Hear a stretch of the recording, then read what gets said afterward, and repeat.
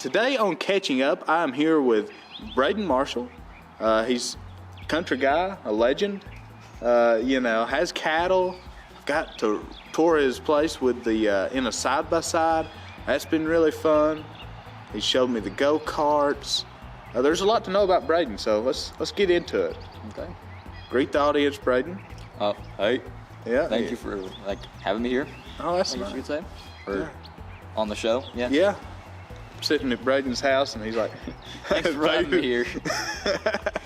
just chilling on the Marshall place, and Brayden's thanking me. That's really nice. I'll let you have the show, and I'll just have the place. How's that? Deal. Deal. All right. Does that come with the camera? It does. So Brayden has a very nice place here. Just a really beautiful spot. I know it's been in the family a long time. Mm-hmm. Since, how long was it? I want to say since my great-grandpa, maybe longer.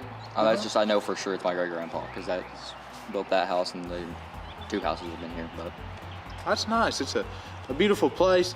Now, we actually share the same great-great-great-grandfather. And just an interesting piece of trivia. We go to church together. That's fun at Lookout Baptist. And we've got to give a shout out to Lookout. Just a great neighborly place to go. If you're looking for a church, you've got to try Lookout. Mm-hmm. Pastor Terry's great. He sure is. Now, Brayden, what does the world need to know about you? I'd say that I have a very dry sense of humor. I can be pretty harsh, but my friends know that I like to have fun. I like to just hang out and do whatever. I like to try to please people, but not at the expense of everyone else, if that makes sense. Right. I don't want, put others down just to police someone, but I like to have fun, hang out. Yeah, I mean, Brayden, I've got to hang out with you some today, and we've had a good time. We've wandered around the Marshall place. So tell them about your racing expenditures. Well, right now I'm racing enduro karts, which is they call them laydowns, everyone does. It's just lay down karts. They go, I think mine topped out at 105 in Savannah at Roebling Road, and that's, they're pretty fun. They're kind of expensive. Showed you the engines, that stuff that messed up, Yeah. it's another whole nother story, but I hear you. it's pretty fun getting to know people that you wouldn't know, people I've met from it. I know some people that are from Florida and private school and homeschooled and stuff, and I'm they're really cool people, so helps you meet people. It's fun to do with my dad. He's done it since he was my age. Good to relate to him on that, even though we both kind of butt heads during it, especially during racing. We both just get very in this zone, and we're just both just going at each other, and I'm like, Dad, we have to race in 5 minutes. Come on. Oh, man. Now, let me ask you, did you hear about it when the wheel came off? Yeah. Yeah. I heard an earful. The whole way, they have a trailer that comes and picks you up and you get put on it, and they take you back usually just to the pits, and you push it back. So I didn't have a wheel, so they took me all the way back to my pit where we were pitting at the RV. And the whole time we were there, I got dropped off. I heard from him in my ear just about how I need to tighten the lug nuts. I was getting yelled at, talking about how I could have killed myself or someone. I'm like, Dad, sorry. Hey, stuff happens. And I heard about it for a few days too. Yeah. He said he was gonna call me One Wheel from now on. I like that. So if you see Brayden after this video, make sure you call him One Wheel. Bring up some bad memories but you did place that weekend. Mm-hmm, yeah, I placed third Saturday. They also have us mixed in with the vintage, which means they have no body panels on them. Mine have the yellow body panels and stuff. It's just the frame and vintage stuff on it, the vintage head unit. That's what it's called. Vintage head units and stuff. And so we're racing against them, and they're a lot slower than us. And they tend to get in your way and make you very upset. So do you ever have road rage? Yeah. Interesting. I almost got run off the track last time when my wheel fell off, because I was able to go back out. After I got my wheel fixed and everything, they sent me back out there, even though I know I wasn't gonna win. But I was just trying to run the track, set good lap times. And a vintage almost ran me off the track, and it took everything in me, not just speeding up beside him and just crashing him. Took everything in me. But I was so mad. I get so mad during those races. All right. Well, interesting. Now, do you treat normal driving like a race? You don't have to answer that. Like in a little trouble. I have one super speeder. That's all I'll say. All right. Well, why be a speeder when you can be a super speeder? Am I right? What I'm saying. My dad didn't get that. Yeah, I'm sure he didn't. I'm sure he didn't. I remember that. That was before you were going down there, wasn't it? Yeah, it was. We were supposed to go to Daytona for the. They have a big WKA race in Daytona, at the same place NASCAR races, the Daytona 500.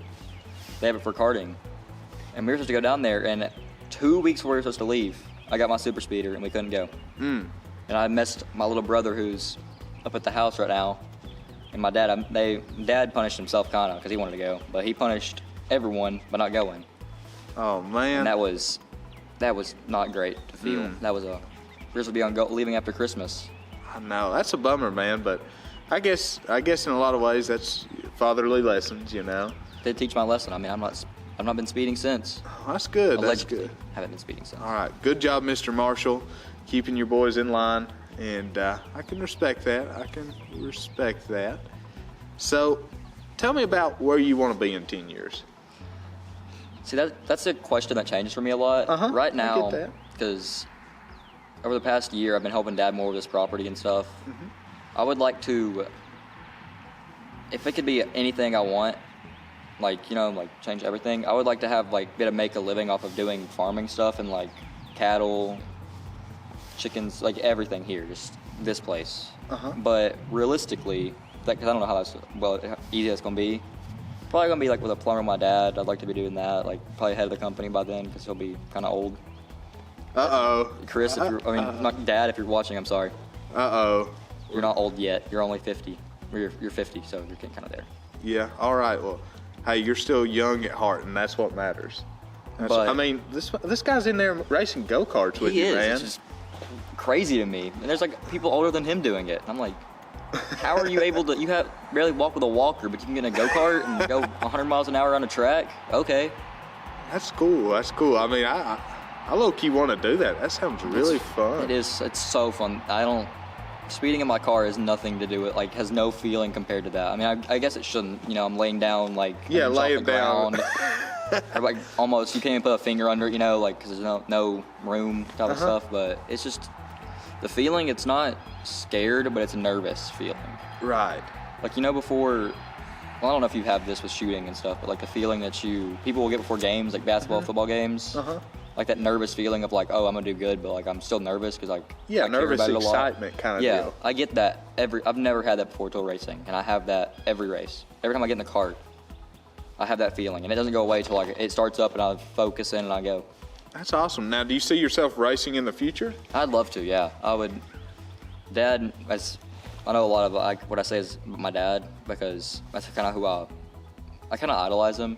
He raced till after his senior year. He won a WKA championship, which is a karting championship, a world championship for that. And then he went to dirt cars, raced those for a good bit, and he also had his NASCAR license for a while. Oh wow! He just didn't get it's hard to get sponsored by those. Yeah, for sure. But I would like to be doing something with racing, and even it happens to be because I'll be 17 tomorrow. It'll be 10. Yeah, I'm not gonna have kids yet now. Okay, I do something with racing.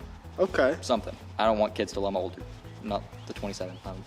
Yeah, interesting. So, how old are you again? I'm gonna be 17 tomorrow. Okay, 17 tomorrow.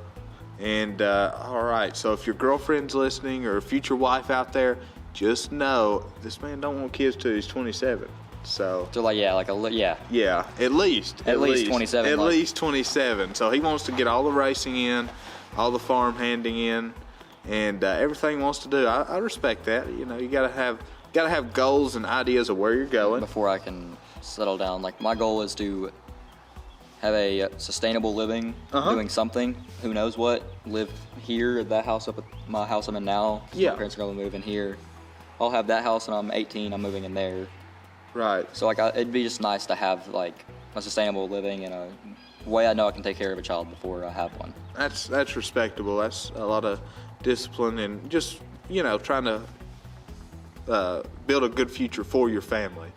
And you have a nice place here, and I understand you want to keep it tight. You want to build a future with your family. And that's awesome. I have a ton of respect for that, especially when your family's hobbies and lifestyle is the same as the lifestyle you want to lead. Yeah, that's that's the most important thing for me, I'd say. Yeah.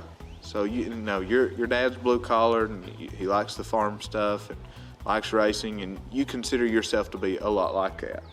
And you'll find your way, and that plan that might seem blurry now will become more detailed, more focused later on. So let's dive into some Snapchat questions. Let's see what we got. Alrighty. So Noah J asked. Oh God. Yeah, you know it. He was mean to Victor, but he wasn't quite that mean to you. Most challenging thing in your life? What's the most challenging thing in your life? Being friends with you, Noah. That's not true, Noah. Oh, sorry. Whoa! I love you, Noah.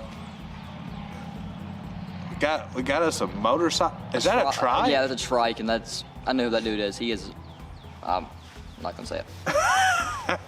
The most challenging thing in my life, probably my ADHD. Okay. That's kind of goofy to say, I guess, but it's just it's not like it's a challenge. Like, I wake up every day and I'm like, I'm so sad because ADHD. It's hard for me to focus sometimes. Yeah. And that's led to me, when I'm not on medicine, almost failing classes. I hear you. And struggling to focus in school. So yeah, like ADHD, I'd say, or being headstrong and always trying to argue back with people. That's also been a challenge because I tend to like to argue whenever it's something I like. I hear you. This guy has lost his phone like 6 times. I don't know if that goes along with that, or are you just kind of good at losing your phone? I'm just really good at losing my phone, I think. Okay. But I thought you meant for a second like my parents have took it like grounded. Like, yeah, I've been grounded a good bit. Okay. Well, that goes along with that. Run a very tight ship of disciplined household around here. So that's good. That's good. Brayden, it's been good catching up with you. We have a lot in common. I have a lot of respect for you. I love your family, love your place. You go to church with me, and just really proud to know you, man. Thank you. I'm glad to know you too.